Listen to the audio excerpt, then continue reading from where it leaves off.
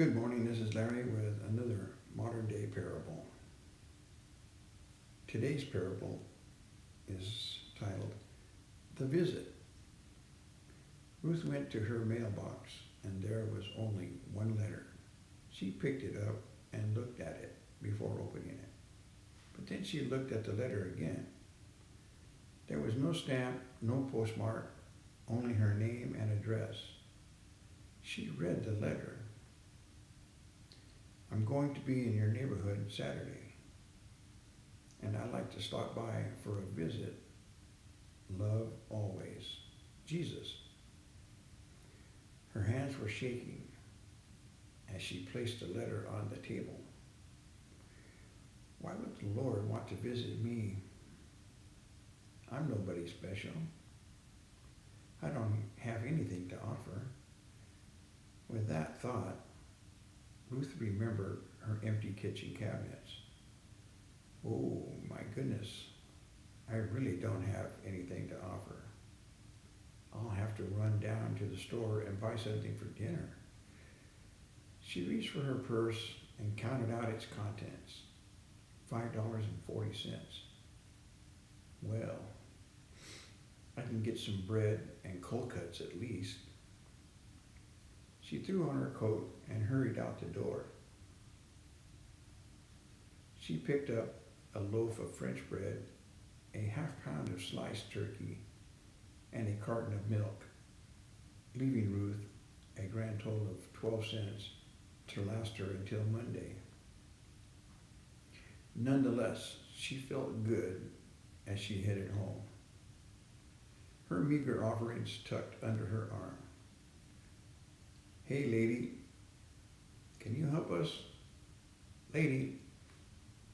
Ruth had been so absorbed in her dinner plans that she hadn't noticed two figures huddled in the alleyway, a man and a woman, both of them dressed in little more than rags. Look, lady, I ain't got a job, and my wife and I have been living out here on the street.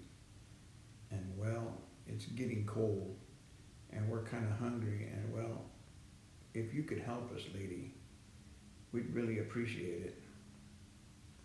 Ruth looked at them both. They were dirty, they smelled bad, and frankly, she wasn't certain they could get some kind of job if they really wanted to. Sir, I'd like to help you, but I'm a poor woman myself.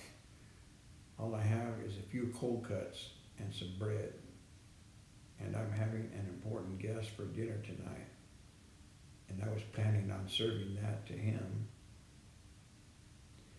Yeah, well, okay, lady, I understand. Thanks anyway. The man put his arm around the woman's shoulders, turned, and headed back into the alley. As she watched them leave, Ruth felt a familiar twinge in her heart. Sir, wait. The couple stopped and turned as she ran down the alley after them. Look, why don't you take this food? I'll figure out something else to serve my guest. She handed the man her grocery bag. Thank you, lady. Thank you very much. We really appreciate it. Yes, thank you. It was the man's wife. And Ruth could see now that she was shivering. I've got another coat at home. Here, why don't you take this one? Ruth unbuttoned her jacket and slipped it over the woman's shoulders. Then, smiling, she turned and walked back to the street. Without her coat and without nothing to serve her guest, Ruth was chilled by the time she reached her front door, and worried too. The Lord was coming to visit, and she didn't have anything to offer him. She fumbled through her purse for the door key, but as she did, she noticed another envelope in her mailbox.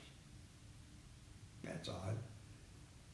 The mailman doesn't usually come twice in one day.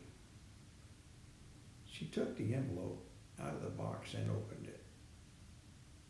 And it read, "Dear Ruth, it was so good to see you again. Thank you for the lovely meal, and thank you too for the beautiful coat. Love always, Jesus." The air was still cold, but even without her coat, Ruth no longer noticed. Thanks for watching the video. I hope you enjoyed it. God bless and have a great day.